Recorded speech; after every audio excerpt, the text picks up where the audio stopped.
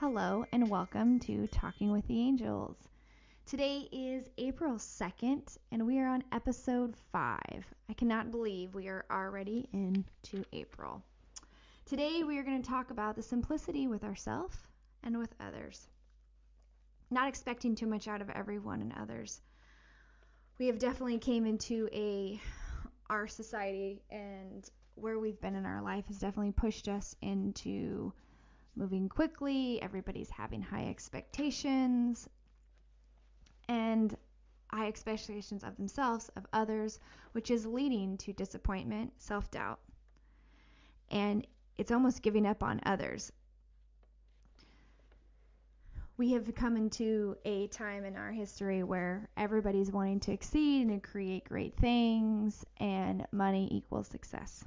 And those two correlate and coincide with each other, and if you have this much money, you are successful, and everybody's striving to reach the top, whatever that looks like in their life. And I feel a lot of other people are also doing that with other people, and they're getting let down. And when that happens, and it's time and time again that they're getting left out, it creates self-doubt. It's creating so much disappointment within themselves. And it's like a building. It's as we're building a skyscraper or a new building. It just keeps building up. This is going to be an interesting podcast. This was channeled to me earlier, and Spirit's really wanted me to kind of give this message. I've talked and worked with so many people since I've started my page. It's been about 7 months since I've started my Facebook page, and then working with people a year prior to that out publicly before I put a label on myself, which I don't like labels. But anyways, we won't talk about that today. Let's talk about simplicity with our life, with ourselves, with others. Learning to kind of ride the wave of, and not always knowing and needing to know where things are going, where things are leading. This is like simplicity in its best. And this is so challenging for people. I have multiple people come to me all the time for reading, coaching, and they want to know, okay, well, what are we going to talk about? Well, what are we going to do? Well, where is this going to go? And my type A personalities, this really drives them nuts. I'm not their friend, because there comes to a point where I have them stop and look at themselves, and I say, where has this led you? Always wanting to need and can be in control of everything. Where is this may have caused or created obstacles in your life? Where has this led you prior to and where you're at now? And a lot of people will argue with me and say, well, I've been successful. It's created this. Okay, then I ask you, then why behind closed doors you come to me and you feel the way you do? There's still an emptiness or a disappointment or something within you that leads you to a state of where you're at. So when we kind of let down the control reins of always needing to know the outcome, it changes our point of view, our energy, and it's almost looking through the eyes of as a child. Children don't really care what's going to happen next or what they want to, do. Yes, we have definitely pushed this on our older and children, and the childlike playness has somehow sometimes moved away. Yes, children get excited about birthday parties, they get excited about Disneyland. Yes, that's all the same. But really, the day in, day out, like worries, children don't have that. They just kind of live in the moment.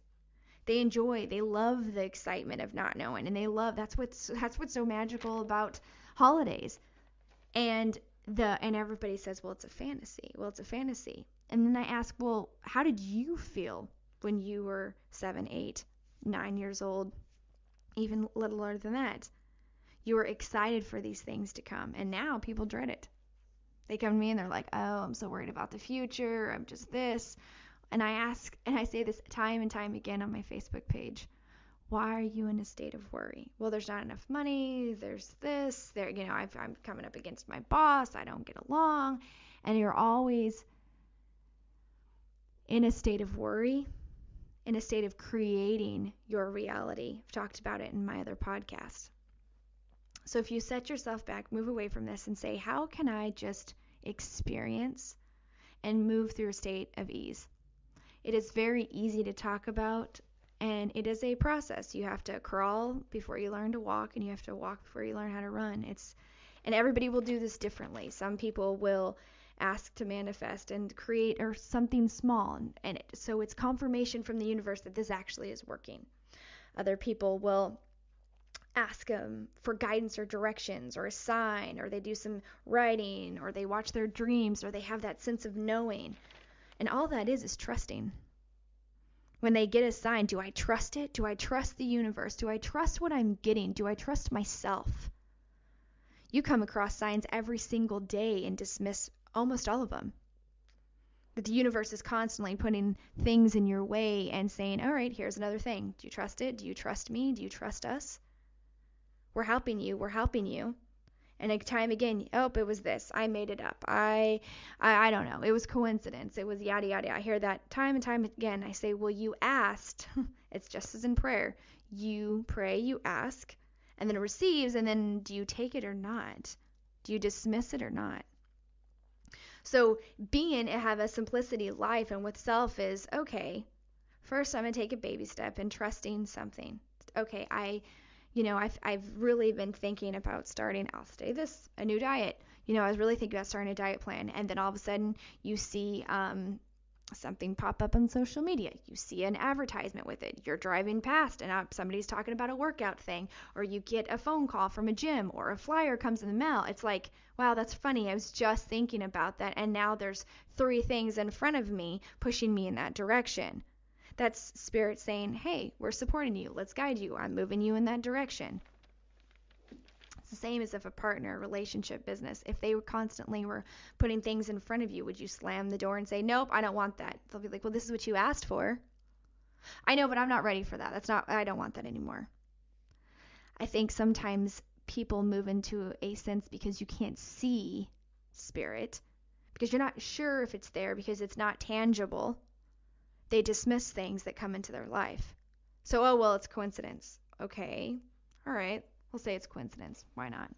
Even though there is no coincidence, but we'll just go with that statement. Then I ask, would you say that if you went to a restaurant and asked for a piece of pie and they gave it to you and be like, nope, never mind. I don't want the pie. I'm not having the pie. Forget it. Don't want the pie. You're like, well, that's what you just asked for. It's the same relationship in here in physical world as it is with the spiritual world. So you can create and ask for simplicity in your life and with self. The first movement is trust. Moving into the childlike play. Moving into, you know what? I want to wait for the excitement. I want to be in a state of joy. I want to be in a state of excitement. I want to be in surprise. I want to create this. I don't know how it's going to come. I'll use my life for an example. My life is a teachable moment. I have been getting over and over again to travel, to come to a town near you, and the same places would come up every time I'd ask. I'd hear Florida, California, and I'm like, okay, I get it. I need to be by the water. I need to do this. I need to go. So yes, I am coming to Florida and to California. And for everybody, like I said earlier, the type A personalities would have a hard time with the way I'm doing this, but I'm kind of leaning into a whole state of trust. I know I've narrowed it down to I'm coming to Clearwater, Florida. So anybody that's in the Florida state, I will be coming. Is it October 6th, that first weekend in October? And then Labor Day weekend, I'm coming to California, somewhere between LA and San Diego. I'm waiting for the opportunity and the exact location to present itself. My husband is type A personality, and he's like, well, how much are you going to make? How many tickets are you going to sell?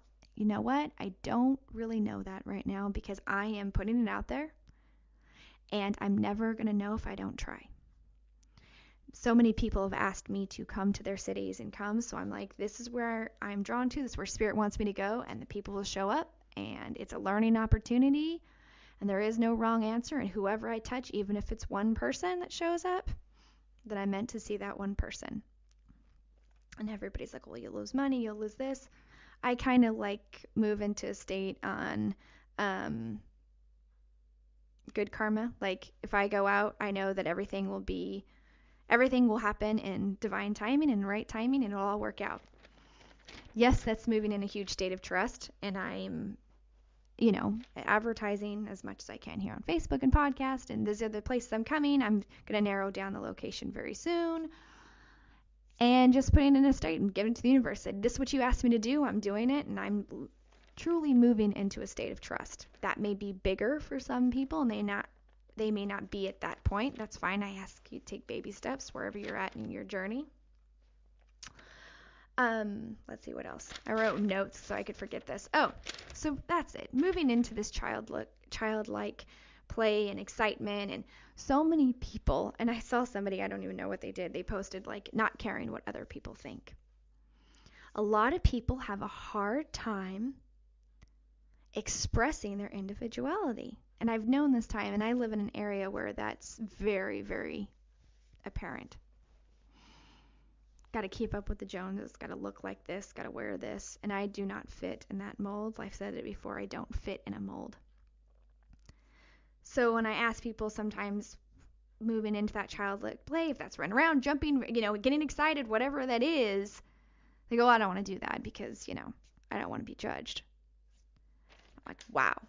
So that brings us to our next topic. Why running away, hiding inside, keeping a false outer appearance, not matching your inner appearance? And this is like totally hitting me. I'm like, whew. Sorry,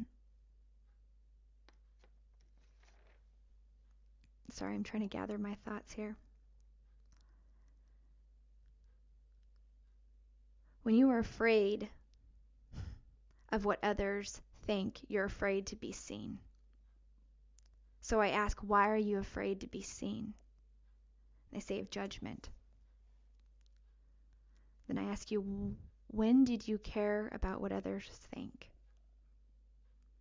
And we are totally in this state right now where so many people care about what other people think. And I've said this before to my clients. If you can step out of the situation, and if they're judging you, and we've said it to our kids, which is funny because we say it to our kids, but we don't listen to it. There's a reason why they say it. And they say, well, they're jealous of you, or they're, they have their own insecurities. And we tell our kids this, but as adults, we kind of like just preach it, but don't believe it. And then we kind of walk around doing the same thing. So pull yourself out of the situation. And if somebody's saying, oh, well, I can't believe she's acting like that. And it's a point where, okay, God bless you, I love you. My grandma taught me this as a kid. If anybody was lashing out in anger towards you and yelling at you, screaming into your face over and over in your head, you just say, God bless you, I love you. God bless you, I love you. God bless you, I love you. Because you have no idea what's going on with them and the demons they're facing and the insecurities they're facing. And I'm not perfect by any means, and I try to practice this mindfulness of when somebody flips off the handle or something, that they are coming from a place of fear, insecurity, anger, may have just got into it with their husband, something with their boss, and kind of step out and say, they're lashing out, but this doesn't affect me. Their insecurities don't affect where I'm at because I'm in a space of knowing, trusting who I am. And that's where society has lost all grips of that, because everybody has lost who they are and lost where they're at. So many people are afraid to go in and afraid of what they are going to find in this place of being judged by others.